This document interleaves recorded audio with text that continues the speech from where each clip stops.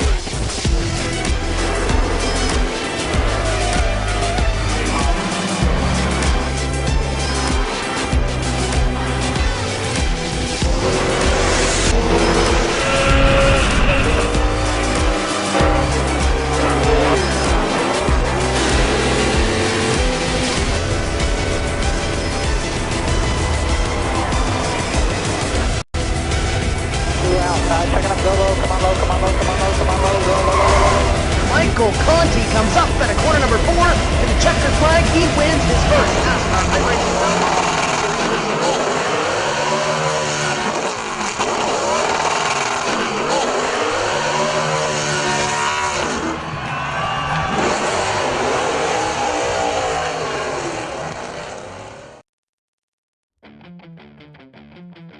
Take your hobby to the next level with a quality racing rig that works great with a PS3, Xbox 360, and a PC.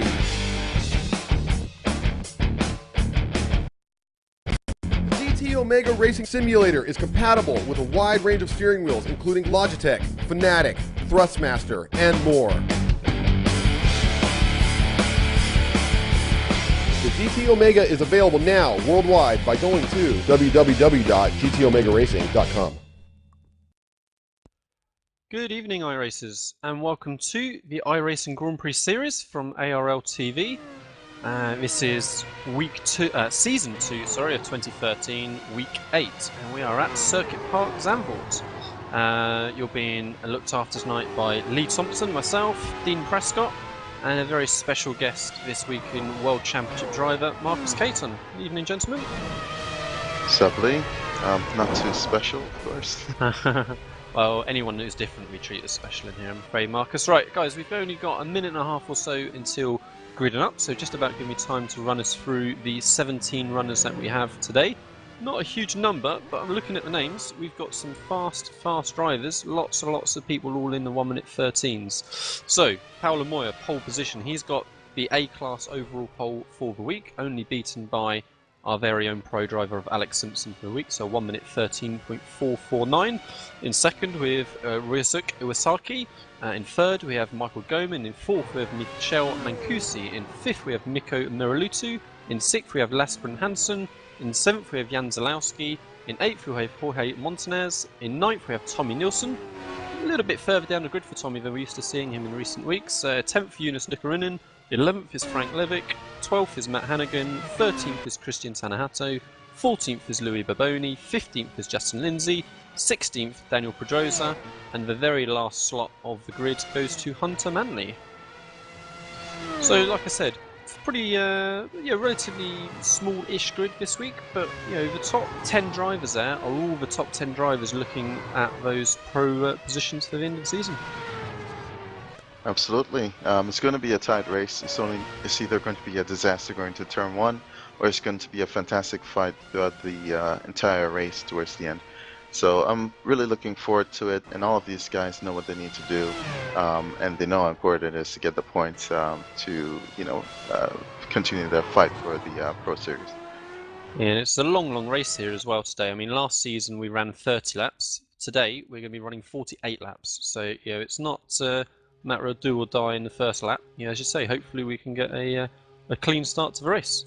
Right, the drivers are starting to grid up, so we're just going to be waiting for sort of 30 seconds or so for the lights to go green. Absolutely. Paulo on pole, of course, is going to be looking for a nice clean run down to turn 1, but it's up to Rosuke basically in second. If he gets a really good run, then he can mess up that plan for Paulo. Definitely an interesting grid this week. Strange to see Hunter towards the back. Yeah, so good turnout again from Friction Racing with Mancusi, with Levick and Hannigan. A good turnout as well from us at Apex Racing. Right, Revs the I can hear the building. revs building, indeed. So light's going to be going green. Paolo Moyer off pole position gets a great initial launch, but Iwasaki's going to be up alongside him as they come into turn 1 now, side by side. All the other cars behind look like they're fairly clean. Who's going to get that turn 1? Iwasaki tries to be brave. Paolo Moyer hangs around the outside. Iwasaki's going to have the line, I think, into the next corner. Paolo Moyer trying to hang around the outside still. Oh, Jan Zalowski in the background carnage, and the leaders run wide. Paolo Moyer and Iwasaki run out onto the grass, coming through turn 3 there. So Paolo Moyer's come off worst of the group there. So Iwasaki in the lead, closely hassled by Marco Goman all over his gearbox as they head through the fast S's. Mirko Miraluzzi then behind, a big gap then to Paolo Moyer, and then Mancusi, and then Hannigan getting through the carnage behind. Yeah, Mancusi has a damaged car at the moment, so I'm not sure he's going to survive this race, whether he's going to pull it into pit lane. But it's making all sorts of shapes, so that's 4th place who's going to be out of it. Yeah, no doubt we'll see a replay of what happened with Jan Zalowski and those others involved. We'll check through in a minute to see who else is missing. But Iwasaki's just made a little bit of a gap now to Michael Goman after him being under a lot of pressure at the start. Michael Goman now is under pressure from Miraluzzi for that 2nd position. So yeah, it was a great start from the front two, side by side for the first 3 corners. It looked like they just both overcooked it slightly into the tight hairpin at the start of the lap, and yeah, that caused a little bit of switch around. Well, I was just looking at the run going into turn 1. It looks like was it Jonas who made it nearly 4 wide. So it's unfortunate to see that happen. A bit too aggressive initially. But we'll get a better view of that later. Yeah, and unfortunately it seems about 90% of the grid seems to have damage.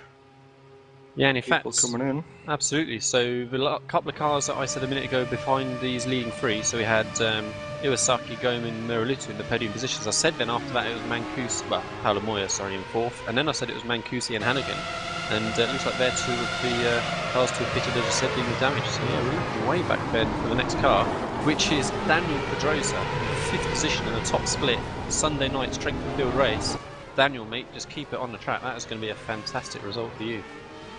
Yeah, he's in a good position. Every time I see this guy on track, I always hope he's the the Grand Prix racer in MotoGP, just secretly doing some iRacing. Yeah, it'd be nice, But, eh? Oh, he runs very, very hot into the hairpin towards the end of the lap there. But yeah, Daniel Pedrosa is getting more and more consistent, tending to be running in the 2nd splits at the beginning of this year, but his iRacing now is building, and we've seen him, you know, just hanging in towards the back of the field here. So in previous weeks, so fingers crossed for Daniel. Behind him, we've got Jorge Manzanez in 7th position. Is Hunter Manley. Dean pointed out that Hunter Manley was on the very last position of the grid. Go, Marcus. Sorry, it looks like he has a damage rear wing. You know, the car jumped a bit sideways going through the last corner there. Yeah. Whether or not it's going to greatly affect him, I'm not sure, but he's going to try and survive the race, it looks like. And Montanez pits the damage as well, it seems, on the end of lap 3 there. Yeah, so the worst has nearly happened there, where, you know, contact through the first 2 corners and a lot happening as well. People replacing front wings.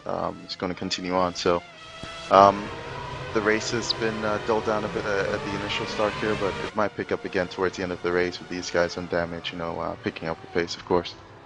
Yeah, and it'd be interesting to see how it affects any strategy as well. If those guys would have decided to lump the rest of their race's fuel in, they could start to mix things up a little bit later with the clean guys, if you like. Absolutely. I'm watching 8th place Christian Tanotto. Looks like he has severe damage as well. It looks, you know, recent, so I'm going to look through the replay and see if I catch where it happened. But I doubt he carried that from the start of the race. Yeah, his front wing's completely mashed up, and so is his rear, so definitely limping round. So just to show then the volume of damage that we've seen, we've currently got 9 runners on track, with 1 in the pit zone. So started with 17 on the grid. We're missing a serious volume of cars. So Mancusi out, Levick out, Jan Zalowski out, Boney out, Brun Hansen out, Hannigan out, Nilsson out, Nukarinen out. Perhaps one of those friction cars is going to get back in, perhaps because they're in the pit lane at the minute. Yeah, all 3, I think, actually. Or is it just the 2? Yeah, Levick and Hannigan, yeah. That is unfortunate. Looking at the replay at the start as well, it looks like all of this came from, one mistake, building into another. One driver spins, and another might hit him and then hit another driver. So a lot happened that shouldn't have happened. And, unfortunately, the very first of that was, going 4 wide into turn 1 here of all places. Yeah, it's definitely not the place to do it.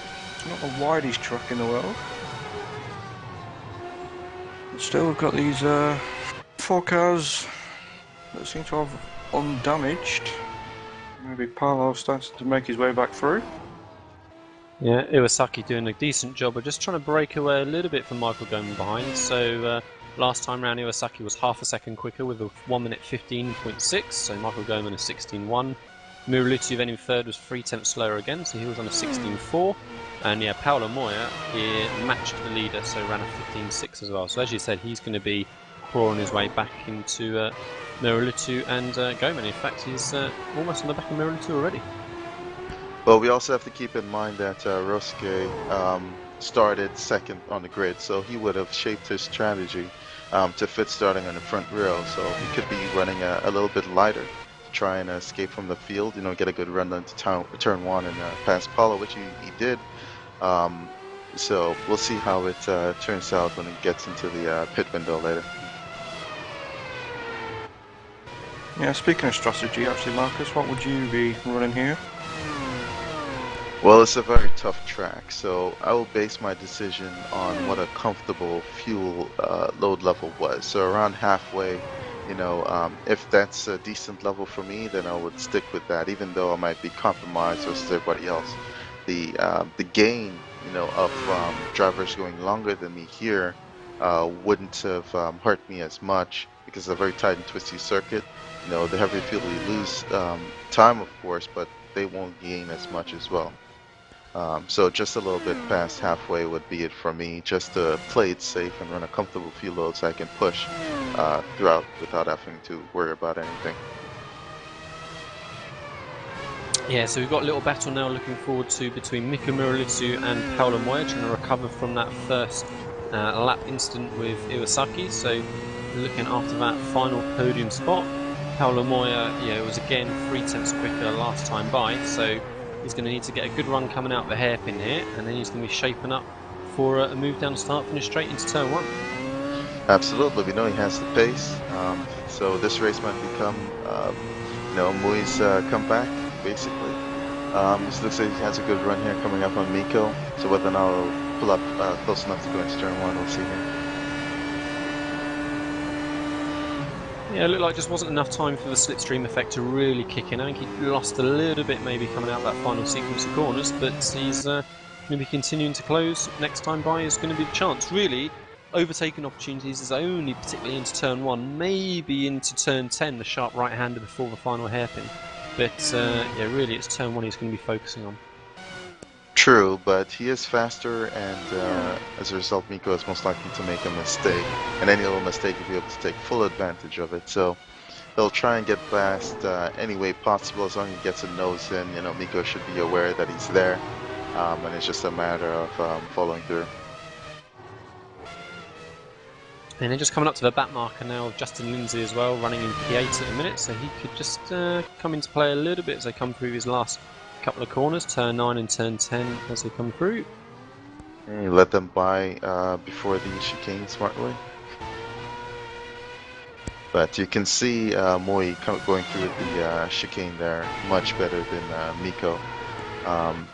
See, there's a very solid setup underneath them, or he's just very much better run this time for Paolo Moya. He comes up the inside of Murulutu, and Murulutu lifted off and just let him by.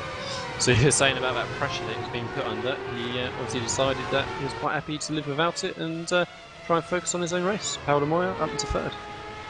Absolutely. I mean, it's a matter of risk, and he didn't want to risk a faster driver, a driver he knows is faster, behind him and trying to keep him behind him for, like 40-something laps now still. Could have been his chance though to get onto the podium. You would have thought he might give it a bit more battle than it did. True.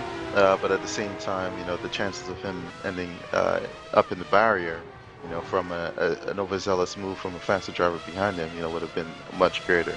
So still a long way to go. It's a lot that can happen ahead. Now Mui has been released. Is going to come up behind Gomen fairly quickly. Still a few seconds back, but we know Paolo has the pace, and just a matter of him putting it together.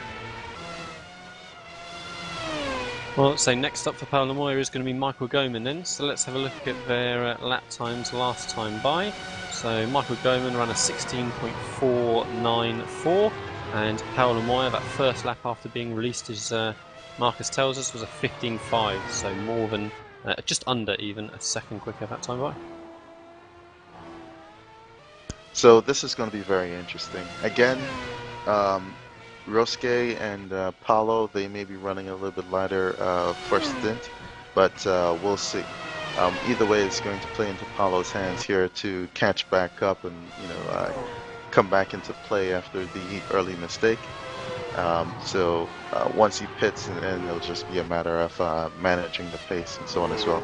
So we might see him coming back into play for the win. It just depends on how light Rosuke might be. And Paolo Moya also can afford to go very, very aggressive. He's already got a decent points haul this week. Highest scoring driver so far of 238 points. So he's really got nothing to lose. He can push as hard as he wants, whereas perhaps the cars ahead of him haven't really scored those big points yet this week. And they need to, as you said, Marcus, just get through to the end of the race. Absolutely. The terrible start to the race, has mixed things up greatly in terms of the points. You mentioned pretty much the top 10 was people that's going for pro. So some of them are out of the race, some of them are still limping around and trying to pick up as much points as they can. Hunter Manley, stands out. He started in 17th, basically the back of the grid, and he's currently in 6th place. He had damage as well, so it's just he's in a position to get some good points, although he's not really in the running. But it's as simple as getting away from the incidents early on, and they go in a good points-paying position. Yeah, still on the lead lap is Hunter, with Montanez not too far behind him actually. But yeah, Hunter really is struggling with damage, as we've said. So that last time by, he's written the high 19s, almost 1 minute 20 lap. Behind him, in 7th position, there we go, I found him again. Sorry, Jorge Montanez in 7th is running over 2 seconds a lap quicker. So that could be one position lost for Hunter. Still going to be, as you say, a strong result for starting position. Daniel Pedrosa still looking like he's running pretty strong, P5. He's running not far off the pace of the leaders, really, just a second or so off perhaps the pace of the leaders. And Paolo Moya still trying to claw into the back of Michael Goman. 4 tenths quicker last time by 3.5 tenths. He's definitely quicker, Paolo. He's reeling him in. Goman picked up the pace, now that he's probably realized he has a third behind him. Michael certainly isn't going to pull over and let him by. Guess the pace is a bit closer, so it's going to be a tough fight for Paolo.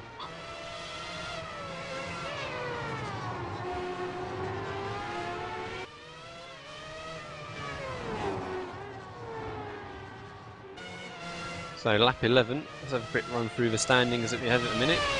Iwasaki, 5.8 seconds down the road from Michael Goman, so P1 for Iwasaki, P2 for Goman. Third then is Paolo Moya, as we're watching. 4th is Miralitu, 5th is Daniel Pedrosa, 6th is Hunter Manley, 7th is Jorge Montanez, 8th is Justin Lindsay, already a lap down, and I think Christian Tanahato is just limping around as well. He's 2 laps down in 9th position. That's our last runner.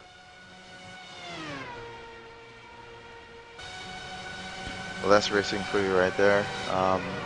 The story could have been very different if some people made some different decisions on lap 1, but it didn't turn out that way, and a lot of drivers are paying the price for it. So it is what it is, and we are still running a race at the end of the day. So Rosuke, in front is doing a fantastic job already so far. He's keeping up the pace, and he is increasing the gap back to Goman as well. So when Paolo is released from Goman, if he does get past him, Rosuke doesn't really have to worry too much about his rival behind him. Yeah, I've just been following Michael actually. Looks like he's struggling a little bit with the rear. Seems to be sliding it in and out of corners. Then again, that could be the quickest line around here. Not too sure. Yeah, I mean, lots of camber changes on this track. This is really what makes it distinctive. Yeah, every corner pretty much has got a significant camber one way or the other, and you really can throw them into the corners. Absolutely, I'm surprised Paulo isn't closer to Goman. He is in a dirty year, but I was certain he would have had like at least 2/10 on him for a lap.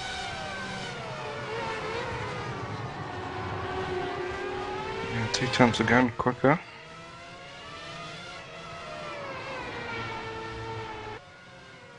Meanwhile, Looks up like- front, Iwasaki continues to build his pace, so he was half a second quicker that time with a 15.2, just coming up to lap Jorge Montanez at the minute.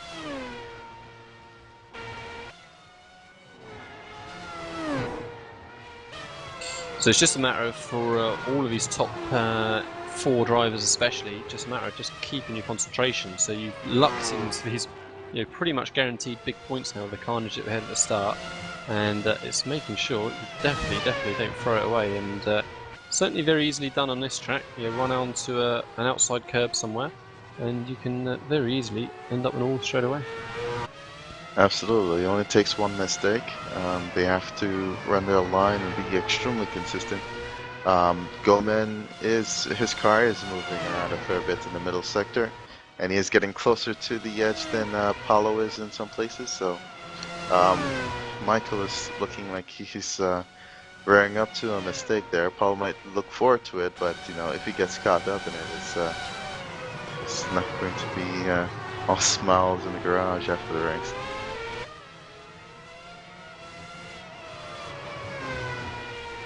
Yeah, and so Goman still just keeping this sort of 3/4 gap or so to Moya behind, but he just struggled a little bit through the turn 3 there, running up on the inside curb, but it looks like he managed just to keep it on the exit a little bit.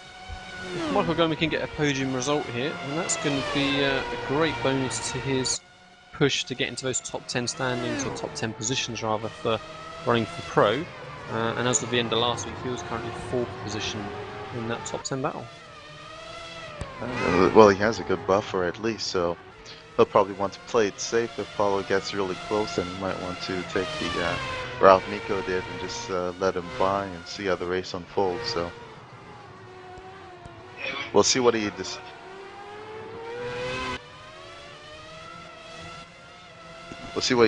to do. But it's the only race we have going on at the moment.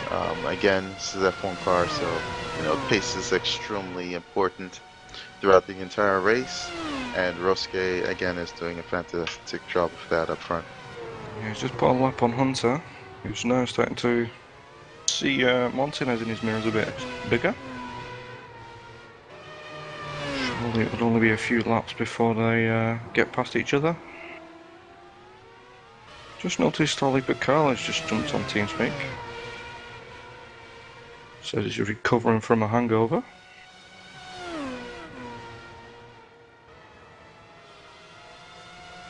Goman's starting to pull a little bit of a gap there, actually. Not sure if Paulo's had a moment. Yeah, but he's definitely what he was instantly able to saying. close that gap again. So you're right, he had dropped back a little bit, and then in one corner, he's right back within those couple of tenths again. If I speak of the devil, here is Ollie. Hey, what's up, guys? You looking forward to this interesting race, Ollie? Yeah, I've been checking out a couple of laps. I missed out the start, and when I came here, it was sad to look at yet again turn 1 to almost half of the field. Sad to watch, but yeah, guys are driving really fast this season. Yeah, I think the knowledge set has increased overall for a lot of people in this car, so the pace is just a lot closer and everyone knows what needs to be known about the car, so it's just a matter of them putting it together on track, so the pace is up because of this. Yeah, and it has been, although this race isn't so interesting, but the other races in other weeks have been quite interesting, have I looked at all all the pit stops and good battles in there. Tommy Nilsson, for example, driving there really fast. We have an interesting process in the fall and in the winter when I'm looking at these guys how fast they are. So I'm looking forward to it pretty much. I'm starting to feel the pressure again. Coming through the Pinasses. Yeah, Paolo Moya is shaping up to make a move down the start-finish straight, so if he can get a good run coming out this final corner, then that's going to be his strongest chance so far, I think. There's a car up ahead, just runs a little bit wide out into the dust, that was Montanez. And Paolo Moya's... Looks like Paolo, the dirty air is either holding him back through the high-speed corners, especially the last two corners where he isn't able to keep close to Goman to get a good run, much less to get close enough to pass him in turn 1. So we'll see, but it looks like that mistake from Goman is what Paolo will need to make the pass happen. And there it might be. Ooh. So side by side coming through the fast S's, it's really pretty brave from Paolo Moya trying to hang around the outside, and the move is done. Michael Goman, as you said, he made that little mistake trying to get on the power coming out turn 3, and that was all Paolo Moya was waiting for. Well, that looked a bit easy, but showing in the car, Goman spun the rear tires a bit and got very squirrely, so he had to back off. If he kept in the gas a bit, he could have spun the tires and put it in the wall very easily. So he played it safe, lost all momentum, and Paolo was able to fly past, through the left-hander as well. So Paolo up to second place now. He's still 8 seconds back behind Roske. He lost about 3 seconds. He's about to lose more again. I'm sorry. Yeah, it looked like Paolo's just struggled a little bit coming out of turn 10, I think, and so that's given Michael Goman a chance to have a little bit of a run back at him down the start from the straight. I'm not sure how hard he's going to try, but Moya moves around a little bit, try and make it clear it's not going to be easy, and Michael Goman very close into the back of turn 1 there. Oh, that was surprising. Like he got a slow down, to be honest, but if he did, he got rid of it very quickly. But Goman again is very squirrely coming out of the opening in turn 3. Yeah, it's a tough corner to carry speed through, so you can easily have the car over-rotating all the way through the corner and just have it balanced, and if you can't quite get on the throttle in the right way, well, the car was already over-rotating and it takes the slightest touch and it can spin up those rears as Michael found the last lap. Absolutely. Paolo looks like he's gotten things together there. We'll look at his lap times for the next few laps and see how it shapes up with Roske. But now he has a clear track ahead of him, he's going to want to put his head down, focus, and just keep the pace up before the pit stops come into play. Yeah, Paolo Moya's about 10 seconds back on Iwasaki at the minute in P1, and they've got what we'd probably expect a maximum of 7, 8, maybe even 9 laps to go until pit stops. So we'll see what kind of increase that Paolo Moya can make on Iwasaki. Well, halfway is 24 laps, of course, and no driver, really pits underneath that because it's too much of a compromise. So after 24 laps, we'll start seeing pit stops on 25 plus. But I suspect we'll see 28 laps from some of the front runners, possibly, and then 20 laps then to end the race. Yeah, it's actually a gap of 9.5 seconds from Iwasaki to Moya.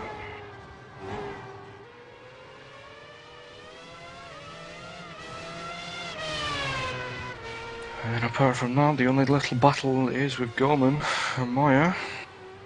Gorman maybe losing the back now with Moya though.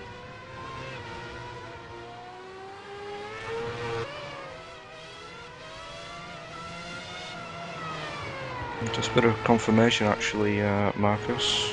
Looks like people might be pitting on lap 31-32.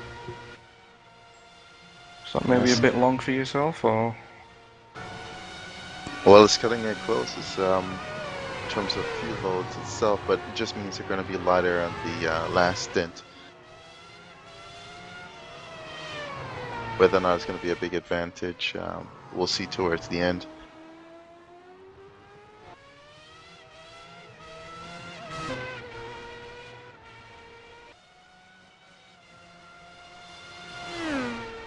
But wow, looks like Paulo is indeed picking up the pace, and he's already cut the lead down from Rosuke down to 8.5 seconds just about. So it's still a ways to go before the pit stops. At least 6 laps for the shortest stint. So we'll see how much Paulo can pick up on Rosuke. But the way things are going, he's looking like he's on pace to catch Rosuke, not too far after the second stint. Yeah, I think it was a poor lap last time by Iwasaki with a 15.9. It looks like he's corrected it this time with a 15.1, so that's going to be a little bit more challenging for Moya to improve on. I think that was a 3/10 gain that Moya made on that one. Yeah, Moya 14.8, so that's the quickest lap of the race so far. Do you guys know if this is Rosuke's first season in the F1 car? Certainly the first time we've seen his name in the strength of field races, yeah. So he's either been testing for a while, either way he's doing a fantastic job so far in the car. He's already on pace and putting more known names to shame, so we'll see how well he does this season and the next. I'll unmute my mic just for a quick second, jump off the cameras. He's part of Team Ronin, is it? Which is Yuhu Abe and Yudai Narumi. So there's it's quite a decent team underneath him and backing him there. So those guys are extremely fast and can set a car up extremely well. So last season Yuhei was so fast around here. He blitzed everybody. So I imagine they've done some work and tweaked that setup a little bit more. So I'm not surprised to see him up front here. Well, that's good to hear. So he has a good team to work with going forward through the Pro Series and WC. So we should expect to see more of him in the future, at least. How has your World Championship season gone so far, Marcus? To be blunt, a bit terrible. Very slow start, but my team is very young, still a lot to learn. And it's just 2 drivers, one of which had a baby recently. So I'm sure anyone who has a kid understands that it's a tough choice that has to be made. And, running around in a simulated F1 car, no matter how amazing it is going to take a second place to a baby.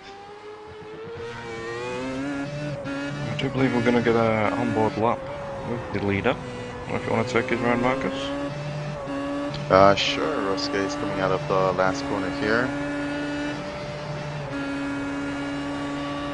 I mean, he has a very good car underneath him. The pace is solid. Going to turn 1, a very tight corner, late on the brakes. Wants to carry as much speed through there, but it's back in, wiggled out there on him a bit. Going some tight, twisty corners here. You mentioned earlier the cambers is moving around a lot on this circuit.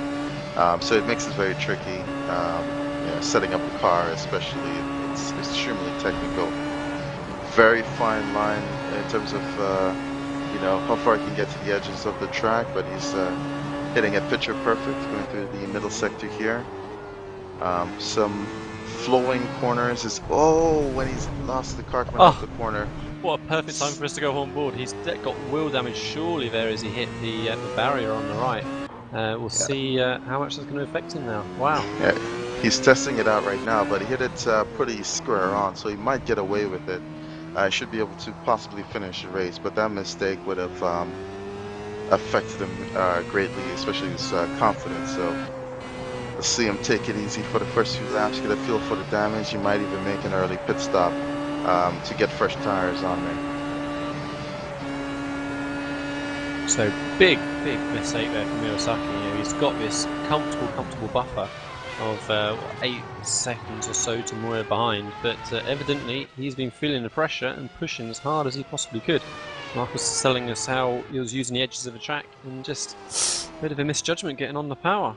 So let's have a look at the differences in lap time last time by. So Iwasaki lost 4 seconds just in that one lap, and we'll see now what kind of pace he can run. Absolutely, it's looking good so far. It's not moving around too much, but going back into the area where he made the mistake, he's going to be a bit more careful, especially on the power. but things are looking good so far.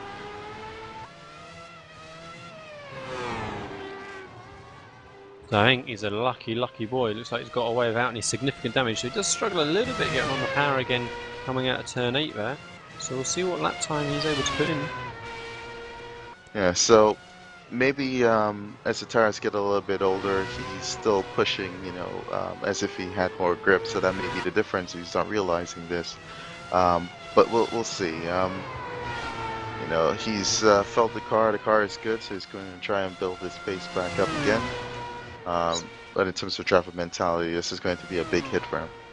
So no damage for Iwasaki, a 15.177, so he has gotten away with that. Very lucky boy. And Moya was a 10th slower, well, in fact almost identical lap times, so a 177 for Iwasaki and a 208 for Moya. So Iwasaki now has just got to hold his nerve, and depending on then pit strategies, we'll see how they come out the other side. 4-second gap between the two of them now. Yeah, so suddenly Paulo hasn't really made any big mistakes other than the first lap, of course, is right back in play. This 4 seconds can easily go away depending on the pit strategy. If Ryosuke pits, you know, a lap or two before Paulo, then that can, you know, that gap is gone instantly. But still, watching on board Ryosuke, and he is still, you know, going to the edges of the track everywhere. So he's done a complete reset, and he's pushing as hard as ever. So we're up now to lap 25, which is when Marcus suggested we may start seeing the very first pit stop, so we can expect people to be coming in with between now and the next sort of 5 to 6 laps really. Iwasaki, new fast lap of race, I think that, 1:14.7, so he is absolutely on it, just like Marcus has pointed out. Paulo Moya wasn't able to match it, so 14.8. So that's really suggesting then that Iwasaki is going to be lighter, isn't it? You know, we see Paulo Moya maybe running a few tenths quicker at the start of the race when they were heavy on fuel, but now perhaps Iwasaki is starting to be on fumes, whereas Moya's still got a few laps to go. It's a possibility. It's only you know, 1/10 difference so far, so you know, the difference might be just, you know, 2 laps or so, but we'll see how it goes. It's a relatively tough pit entry into Zandvoort, so you come off that final corner very quick, out the corner in 3rd gear initially, and then as you just get into the pit lane, there's a slight little chicane, slight little jink, if you like, into the pit entrance, and it can be very easy just to overrun that, and they need to make sure they hit their marks and don't miss the pit lane speed limit. Absolutely. The way Ryosuke is pushing this car, and he runs a little bit wide. Oh, just keeps it out the wall on the right. So he runs over that outside curb on the penultimate corner. So lucky. She's pushing so hard. Yes. He was very fortunate to get that wall there. If I was his team boss, I would ask him to, you know, slow down just a little bit, you know, sacrifice a few tenths, because he's approaching his pit stop. It's very important to push, you know, when you're light on fuel to maximize. But, you know, the way he's pushing, he's made 2 mistakes that could have put him out of the race. So he needs to just tone it down a bit and play it a little bit safe. And after the pit stop, with fresh tires, he can start pushing. Well, I'm very thankful at least that Iwasaki is giving us something to commentate on. So yeah, this is on the limit driving as he feels Paulo Moya hunting him down behind. It's 1.2 seconds quicker was Moya that last time by due to Iwasaki's little error. I predict he's going to come in at the end of this lap. We shall see. He might have a few laps left. You know, some drivers would have pitted early, you know, just to reset things, you know, and move on a bit. But he's, if he doesn't pit this lap, he's adamant on sticking to his strategy. And as you've hinted on, he may be paying too much attention to what Moya is doing behind him. And he continues another time by, so crosses the start-finish line with a 1:14.9 on that one, and Paulo Moya matched him exactly with a 14.9 as well. So suddenly things are shaping up to a very exciting end. Hopefully none of these drivers make any large mistakes, but you know, this is the Class A racing. They would have learned from the lower categories by now how to keep the car on track, be consistent with the pace, but the challenge of Zandvoort is it is what it is. So even the best drivers can make just a tiny mistake, and that'll be their race right there. Looks like we're going to have another change of actual position, I think, coming up in a moment. So Hunter Manley in 7th is about to be passed, I think, by Justin Lindsay. So Hunter Manley struggling with that damage. Lindsay recovering from, I presume, an early pit after damage for himself. So he should be moving up into 7th position shortly, Justin Lindsay. Absolutely. Teammates, of course, and Justin might be aware that Hunter has damage. So it's just be a matter of swapping positions safely, surely. These drivers will want to get to the end of the race without any further issues. So I'm impressed with Iwasaki here. He's not been fueled particularly light, so he's now on to lap 29. So he can't be running much lighter, if at all, than Paolo Moya behind. So it'll be interesting to see how this plays out. It's certainly going to be close between the two of them once they complete their pit stops now. And I was wondering perhaps whether Moya would have disappeared off down the road, but it's not quite looking like it. Well, it looks like they're going for a very relatively short stint for the last few laps, so this is going to be interesting. So if he doesn't pit on lap 30, then he may be going to probably 32 range. So he's either going to come in this lap or the next lap, I suspect. Yeah, and both cars just stepped their pace up a little bit that last time by. So 14.6, a low 14.6 for Iwasaki and a high 14.5 for Paolo Moya. So they're both feeling those cars getting lighter, braking later, carrying more speed through the apex. And Iwasaki struggles again coming out of turn 10 there, turn 11. So really struggling to get any traction coming out of these low corners. Alright, let's see if he comes in this time by. No, he does not. Carries over the start finish line again. Paolo Moya as well does the same, continues by lap 30. We now have just 18 laps remaining. Absolutely. So the pit stop and the the last stint is going to be extremely crucial. I'm not sure if no stop is even possible here. I'm not sure what the fuel levels are, but Nico Miralitu, sorry, Marcus, is the first car that looks like is coming for a scheduled pit stop. So from P4. Yeah, he's not got really much to lose jumping in the pit this time. What is the delta on the pit stop loss here? I think it's not a massively long time in the pits here, about somewhere around 25 seconds, something like that. So not the worst time gained of the tracks that we see. Alright, so we'll have to pay close attention to that added to the gap. The gap now between Rosuke and Paolo is 2.5 seconds, and ever getting closer to their pit stop. So here he yes, comes, and Rosuke is Iwasaki diving in, into the pits. and Paolo Moya continues for at least one more lap. So it looks like Iwasaki didn't run in hot at all. Looks like he hit his speed perfectly at the yellow cones at the entrance to the pit stop. So we shall see if he has a clean stop, hits his marks, doesn't have to overshoot at all. Yeah, it's approaching his pit stall. Nice clean stop. Cars in the air. Pit crew is doing the work. So Michael Goman pits as well, sorry. So he pits from 3rd position as Iwasaki pulls away. So we'll see once the timing updates, and if Paolo goes for another lap, the gap added, it was 2 seconds added to the pit stop delta.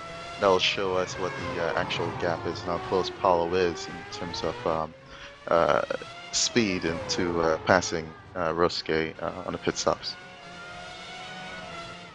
Gorman's kept hold of his 3rd position.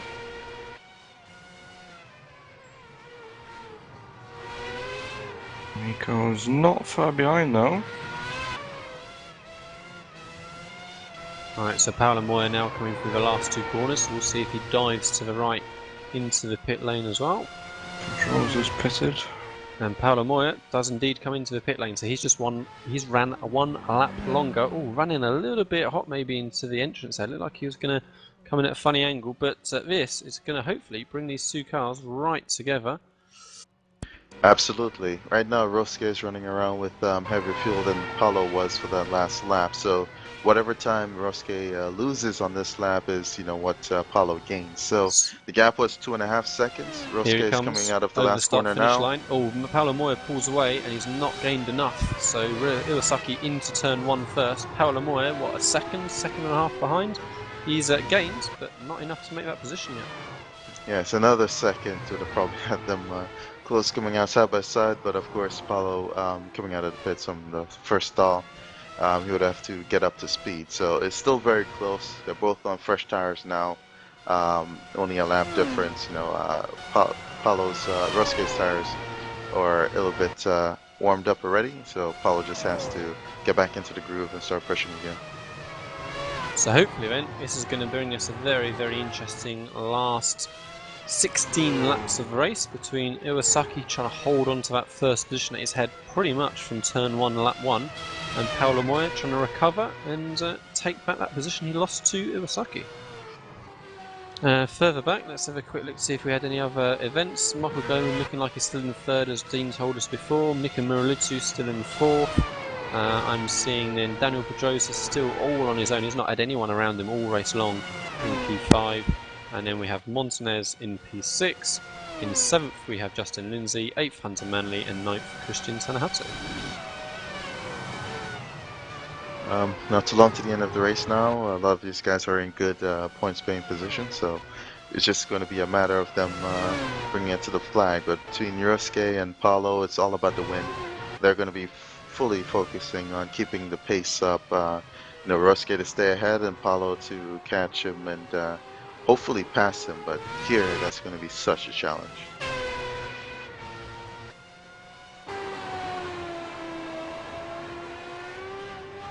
So whilst we just wait to see if this battle develops, let's have a quick reminder as to the current standings at the end of last week for our Road to Pro top 10 drivers. So Robin Friscops was holding that first position with a good buffer of almost just over 200 points to Ariel Bernardi in second. Paolo Moya, who we're watching on screen at the minute, is in third. Michael Goman, fourth. Jan Zalowski was in fifth. Tommy Nilsson was in sixth. He's got 2 weeks in hand over everybody else in front of him. Michel Mancusi in 7th, Jorge Montanez in 8th, Yunus Nukarinen 9th, Miko Miralutu 10th. So Iwasaki is not currently featuring in those top 10 positions, and he's not on the bubble down into 15th position either. But we've seen how the kind of pace that he's got. He'll be running at the front for a good selection of these races. So perhaps he's got a few weeks in the hand, and we'll see if he comes into play a little bit more towards the end of the season. Yeah, that is a possibility, but even if he doesn't make it in this season, he has season 3 to look forward to. He has the pace, and watching him in this race, he's made 2 major mistakes. So as long as he can weed that out, in the next few weeks. I know this is already a tough track already, but making even 1 mistake, no matter how tough the track, is extremely crucial. So you can't afford any at all. So another little mistake there from Iwasaki. Sorry, Marcus. He just ran a little bit wide again, coming out of turn 9, and hops well and truly over the curb. And wheels, all 4 wheels look like they're off the ground there, but he kept it under control.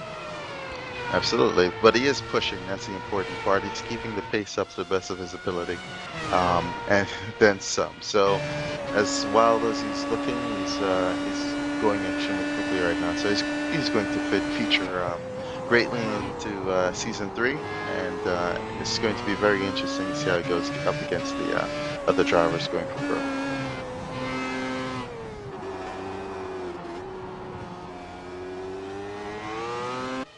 But still looking at these 2 drivers in terms of pace, it's pretty much leveled out a bit. The gap is 1.5 seconds, and they're matching each other's lap times. Again, they're on similar. Well, they were on similar strategy, bar 1 lap, so the tire difference isn't huge at all. It's all about the drivers pushing and getting every 10th they can. Is Zandvoort a track that you enjoy driving in the F1 car, Marcus? No, not one bit, man. I think it's a great circuit to hot lap at, in my opinion, but I've not had the best time of it at all in the 2 seasons that I've run here at Zandvoort, and so it's, I just say, not a circuit I look forward to. Yes, it's a fantastic challenge. I won't deny it. That like VIR and some other tracks we've been to, that's very tight and twisty, and you can't afford to even touch the curves. It's a fantastic challenge.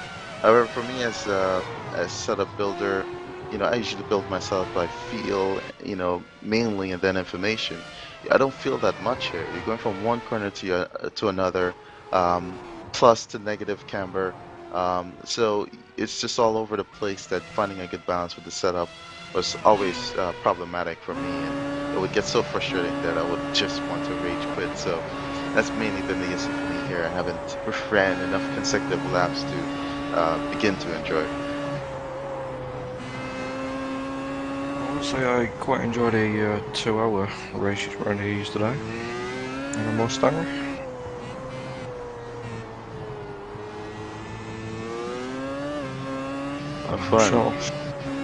Pretty sure it's nothing compared to this, but yeah, the tyres were definitely going off very quickly. Funny enough, that's one thing we haven't been, you know, having to deal with in the F1 car for a while. We had it previously, you know, tire wear for like a full season, and things got very interesting, but we lost it again. So we'll see with tire model updates sometime in the future whether or not we can get full tire wear and a much more dynamic, you know, grip loss throughout the race to make pit stops much more important in strategy as well as tire management, to say the least. Oh, Iwasaki again loses a rear coming out of turn 3, manages to gather it up and keep it out wall. Didn't lose too much momentum, perhaps just a second or so, just a bit more than half a second, and Paulo Moya now right back in the hunt again. Again, very crucial. Can't afford one mistake, and he's made 3 major ones so far. And Paulo has made much less, and he's closing in as a result. So Rosuke just needs to keep the pace up and keep it safe. Apex car getting completely in the way there as they come out the final corner. Hunter Manley was trying to get out of the way, I think, but just sitting in the middle of the track. Iwasaki didn't really know which way to go. And again, that's allowed Moya to close right up to the back of them now as they come towards the penultimate corner. But yeah, Iwasaki now is, sorry Marcus, Iwasaki now is just running out of lives, I think. As you said, 3 big errors that easily each one could have put him straight out of the race, let alone out of the lead, and he's hanging on by a thread still. Yes, so I'm doing a little cheeky weave there, trying to break the draft. So basically, from everything we've seen from Rosuke so far, it shows that he's a very feisty driver, so he's not going to give Paulo an inch at all. Paulo's just under half a second behind him right now, so he's very close. But we've seen Paulo run closely behind another driver earlier in the race, and he hasn't been able to close up close enough to get a good run out of the last corner. But again, Rosuke is making more mistakes, so we'll see how it turns out. All Paulo needs to do is just keep it on track and keep the pace up.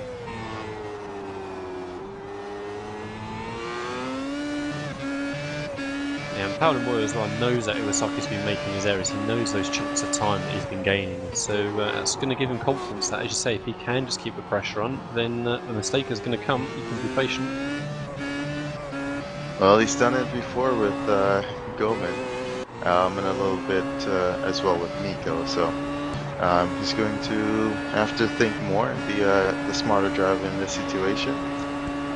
If Rosuke is the type of driver to race with his heart in his sleeve, then the closer Paulo gets, you know, even if it's a few thousandths or just a tenth a lap, it'll affect him because he'll be reacting to that information instead of keeping cool, calm, and collective and just running his line.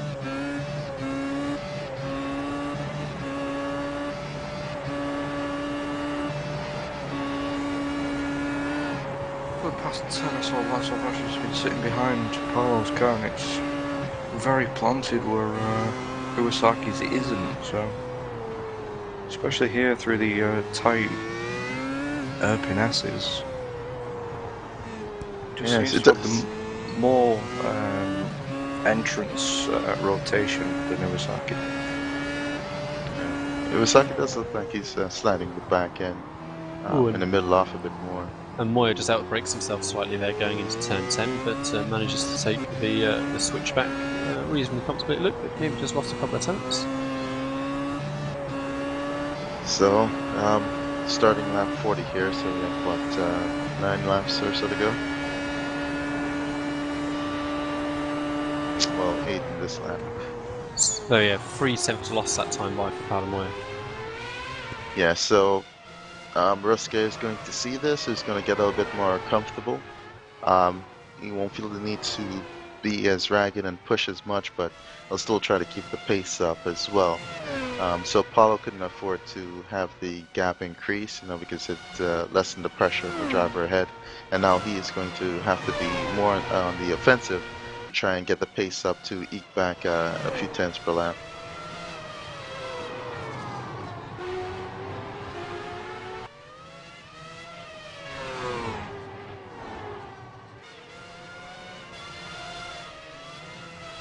So we've really now just got 8 laps of watching to see if Iwasaki makes yet another mistake. If he can just keep his pace as he knows he can run and not make these significant errors, Paolo Moya is really going to struggle to make his way by. So it's just a matter of keeping it together, not throwing it away after doing all of that long work, as I say, as he runs over the outside curb again where he nearly ended up in the wall earlier on the race. But hang on again. Absolutely. The challenge here is going to be a fantastic experience for all these drivers, or those who survived anyway. Again, it was unfortunate to see so much being lost in the first lap, much less the first 2 laps, where it just kind of spiraled off into chaos. But Moya's very sideways. Yeah. Didn't really look like he lost any, if much, time though, but again, he shows that he's pushing as hard as he possibly can as well, so that's, we'll chalk that one up to Paolo Moya. Boy, he gained a 10th on that last lap back, so he is pushing, of course, and that would have lost him a 10th again, so he has to really push a little bit more to get back up there. So that earlier mistake is costing him because Ruske isn't making as many mistakes anymore, so it's extremely crucial to gain a 10th any way you can get it.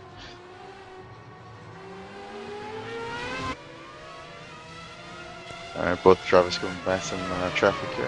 One actually got out of the way. Past Daniel Petroza, still running in that very strong 5th position. He just has to bring it home. I'm sure he's looking forward to the Grand Prix next weekend.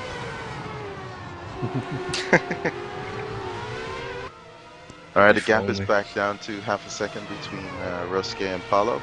So Paolo has gained a few tenths that lap. Not sure if Ruske made a mistake or he just was able to push us a little bit more. So closing stages of this race is looking very interesting so far.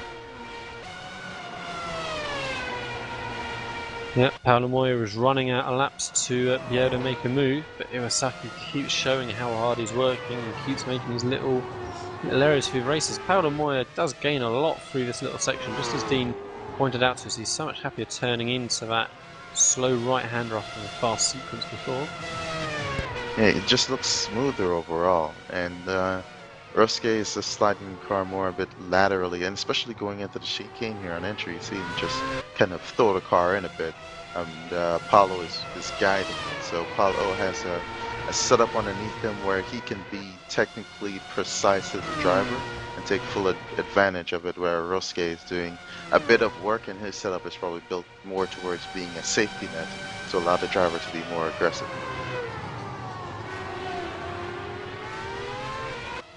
And so how much would you envisage that is down to setup, or how much do you think is down to driving actual style, Marcus? Well, it's a bit of both, because you know, sometimes you build the setup to reflect, you know, your driving style. So if you like to throw the car around, you build something that will be able to handle that and won't move around too much, you know, laterally and so on. As well as if you want the car to do most of the work, but you know, be very smooth with the line, you can build it to be a fair bit more oversteering, much more downforce on entry especially, and then it's up to you as a driver to be extremely precise with the steering. you know, if you turn too much, then, you know, you can easily, you know, lose the car, jump sideways or something. So it's a game of compromises, and it's pretty much up to them and what they know they can get away with as a driver, their strengths as a driver, you know, to complement that with the setup for the car. So last time Iwasaki a 14.528, Paolo Moya just under a tenth slower that time by. Handful of laps to go. They'll, well, especially Rosuke is going to have this in the back of his head. He just needs to hold on for a couple more laps because it's not easy to pass here, period. You don't have any DRS or curves to make things any easier, so it's all a matter of putting in a stellar lap and just getting the nose in at whatever opportunity arises. And Iwasaki using all of the track and more again, coming through that middle sector, pushing as hard as he possibly can. These are going to be the longest 4 laps that Iwasaki is ever going to have done at Zandvoort in his life, as Paolo Moya continues to put that pressure on, you know, easily within a second the whole time, all the way around the lap. Paolo Moya this time sideways through the chicane. Gets away with it though. Iwasaki-esque, actually.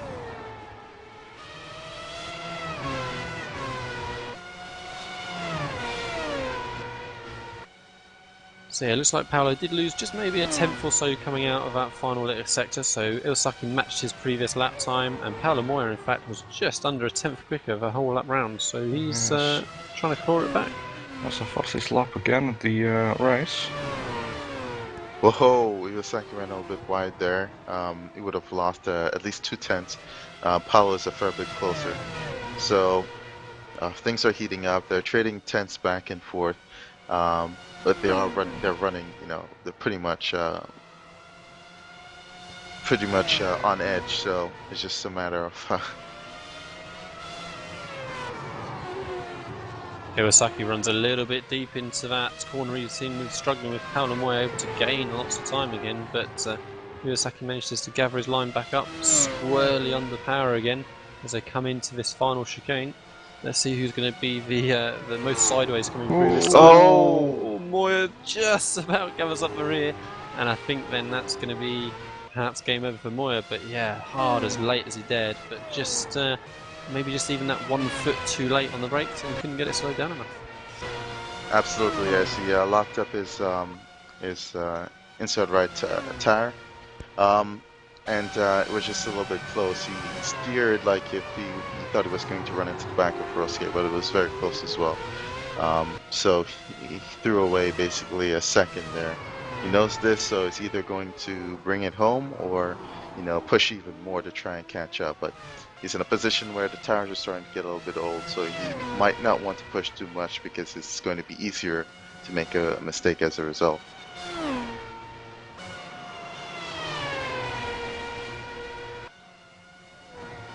He's definitely gone maximum attack. Maybe into qualifying mode, just try the hot lap. Yeah, it'd be interesting to see now that he's got a slight bit of clear air whether what the lap times are if they just match each other again. God, Rosuke consistently sliding the back end going into that corner. You have to wonder what his tread in the rear is going to be like at the end of the race. So it looks like Paolo maybe has just lost a touch more of that last lap actually by the eye. So 14.4 for Iwasaki, great lap from him, and a 14.7 for Moya. So yeah, Moya maybe just trying to push a bit too hard, but Iwasaki really stepped up the pace that last lap. So penultimate lap. Absolutely. Iwasaki just has to bring it home and he gets the win. Paolo, you know, he can try and push, but he can only rely on a mistake from Rosuke. So, you know, and at the same time increase the risk of him making a large mistake so late in the race. It usually isn't worth the risk. So Paolo's in a good position. He has good points, so it'll be a matter of just bringing it home. He fought Prescott to the end. He came back from a 10-second gap after an early race mistake, so Now he brings it home. He'll probably get a sweet second place and bolster his points gain compared to the other Road to Pro drivers who got the short end of the stick this week. Paolo Moya has gained a good chunk of time in this last lap, so he's again not a million miles away now. It's going to require a clean lap from Iwasaki as he comes over the start-finish line for the very final time. Justin Lindsay up ahead as well, back marker to deal with in a moment. So a 14.9 from Iwasaki, and a 14.1 from Paolo Moya, by far the quickest lap of the race. So wow. let's see how his next lap pans out. Iwasaki into turn 3. We've seen him struggling on the exit. Can he keep it clean this time? A little bit of swirl, but same for Moya as well. Didn't really lose, didn't really gain. Moya is right back in the hunt now on this final lap. Justin Lindsay still ahead, the back marker, as they come through the middle section next, which is going to be the twistier, tighter section. So it's going to be awkward if I get onto the back of him now. We'll see how it develops. Iwasaki into the corner fairly cleanly this time. Paolo Moya closing the whole time. Justin Lindsay tries to get out of the way. Almost Paolo Moya went in the back of him. And Paolo Moya continuing to close. Iwasaki loses the rear. They're going to be side by side now coming into chicane. Iwasaki tries to defend. And Paolo Moya's got the inside line. Iwasaki has to give it up, but cuts over that curb. No, and another mistake. So on the very last lap, Rosuke. Well, what a great little last lap to finish off with. Iwasaki pushing as hard as he could, but eventually just run out of chances. Paolo Moya, second position the whole race long, very last lap, takes the win. Paolo Moya, 2 from 2 races in the splits that we've seen. Iwasaki going to be gutted with that second position, but nonetheless it's a great result. It's a great haul of points. Michael Goman half a lap back, in fact coming through the final corner now. Sorry, Michael Goman going to take that final podium place. That's going to be a good haul of points from Michael Goman, over the line in third. A little while later we're going to have Nico Miraluzzi, so he's coming through the final corner now, takes that 4th position. And then I think Daniel Pedrosa has already been over the line, taking that 5th place. Then we're going to have Montanez in 6th, Justin Lindsay 7th, Hunter Manley 8th, and Christian Tanahatu in 9th.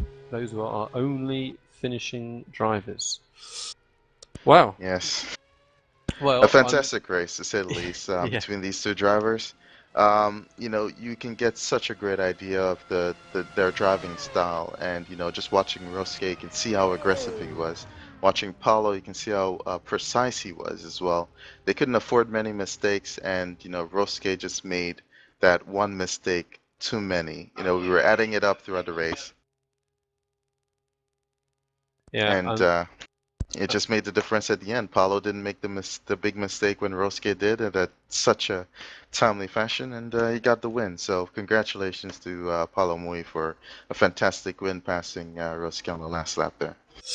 Right, so we are going to stop for a very brief advert break, and then we shall come back possibly with interviews if anybody comes and join us in the interview channel, and then we'll be wrapping up the stream. So we'll see you again in a moment. Take your hobby to the next level with a quality racing rig that works great with a PS3, Xbox 360, and a PC. GT Omega Racing Simulator is compatible with a wide range of steering wheels, including Logitech, Fanatic, Thrustmaster, and more. The GT Omega is available now worldwide by going to www.gtomegaracing.com.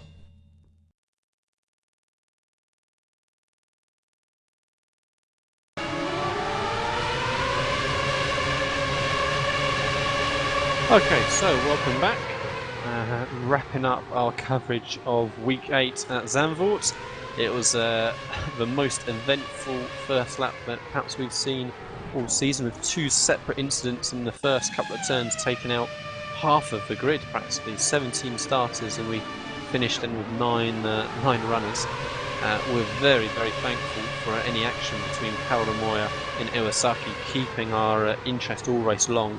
And Iwasaki, first position for every single lap of the race, and makes that one error getting out, well, the one error that finally cost him getting on the power, and Paolo Moya managing to snatch the win with half a lap remaining. So it looks like perhaps we're not going to have maybe anyone joining us for interview. We should give them a couple of moments whilst we look at the replays of the start. I think it seems that the general consensus is perhaps it all kicked off with Jonas Nukarinen going into turn 1 as he put everybody 4 wide. But then again, after turn 1, we had a little bit of contact between Tommy Nilsson and Mancusi. It looked like a bit of a wiggle from Tommy Nilsson getting on the power, and that took himself out, Mancusi out, and Jan Zalowski and Jonas Nukarinen. So yeah, I think 2 separate incidents from with 2 separate drivers. Yes, looking at the replay there, when Jonas went up to the inside, it prevented, not sure who was that to his left, from turning in, and the guy behind him pretty much ran at the back and probably expecting him to go further to the right. But it's unfortunate the way it happened. But you know, turn 1, especially a place like here, you don't want it to be 3 wide, much less 4. So all of these guys could have taken it a bit easier to you know, play it safe and get through fine. Yeah, it just looked like it was a do or die. I must get past everybody to get some decent points, but unfortunately, that's what happens. So he caught up Brun Hansen actually. So just having a quick look at the points then, yeah, so Paolo Moya scored 250 points for his win, so it was well worth his while getting that final position from Iwasaki, so that improved his point score of a 238, whereas Iwasaki got a 234. 200 points went down to 4th position, and then again a big shout out for Daniel Pedrosa with a 187 point score. That's got to be by far his highest career points tally, I would imagine. So congratulations to Pedrosa, and congratulations for everyone finishing the race, and all those runners scored reasonable points. Okay, so that's going to be wrapping up our stream then. Big thanks, of course, as normal, to GT Omega Racing for providing our main title sponsorship and allowing us to do these community-based activities. Thanks also to Sim Garage. Go and check out his electronics and button boxes and any other sim-related items that you are interested in. Don't forget you can find us on Facebook and Twitter. You can find any archived live streams on our YouTube page as well, so you can have a look through on that. So, the series next week is going to be at Virginia International Raceway, VIR. Very similar, as you were saying earlier, Marcus, to Zandvoort, in the sense that those curbs will react very, very unkindly to you if you hit them. How did you find VIR in the World Championship race early in the season? Very, I guess, perilous would be a good word. I spun the car basically 2 times. I made, was it 3? I made some major mistakes there and got away with it to finish the race. It was a very long race, of course, but these guys are going to suffer a bit. But again, it's a big challenge, and if they survive it, then their experience is going to help their experience greatly. It's again, you know, as you mentioned to hot lapping and stuff before, it's a fantastic track to do that kind of stuff because it's precision or nothing. You know, make it or break. So that'll be the A-Class Series then at VIR, and the World Championship Series will be at Silverstone Grand Prix Circuit. That's a place I'd rather go to, I think. So good luck to all competitors running there next week, and we shall see everybody next week, 6 o'clock GMT, Sunday night, for our coverage of Virginia Raceway. Let's have a first clean lap, please. Which, thanks very much to Dean Prescott, and for our special guest Marcus Caton for joining us. Feel free, Marcus, to join us again if you are available again on a Sunday night. Sweet, I'm special. Everybody's special in my eyes. Right, so thanks guys, and we shall see you all next week. Bye bye.